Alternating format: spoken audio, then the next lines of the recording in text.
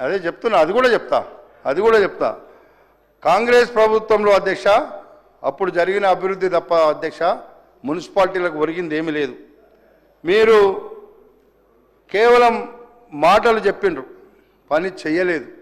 కాబట్టి ఇప్పుడైనా మేము చేస్తుంటే మీరు ఇంకా మాకేమన్నా కావాలంటే సజెషన్ ఇవ్వండి తప్ప మీరు మమ్మల్ని అంటే అది మీకే రివర్స్గా వస్తుంది అనేటువంటి మాట కూడా మీ ద్వారా నేను మనవి చేస్తున్నా.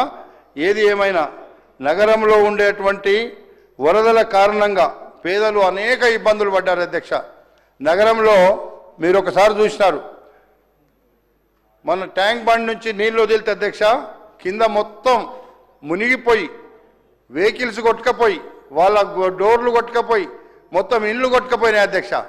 ఇంటికి 10,000 20,000 ఇస్తామన్నారు అధ్యక్ష. సైకిల్ పోతే సైకిల్, స్కూటర్ పోతే స్కూటరు, కారు పోతే కారు ఇప్పిస్తామని చెప్తా. ఓట్లు వచ్చినాయి, ఇప్పుడు ఎలక్షన్ వచ్చింది అధ్యక్ష, మీకు మొత్తం ఇస్తామని చెప్పారు అధ్యక్ష. బీజేపీ వాళ్ళు కాంగ్రెస్ వాళ్ళు ఇద్దరు చెప్పుకుండ్రు. ఎందుకంటే అక్కడ ఓట్లకు సారీ అరే చెప్తా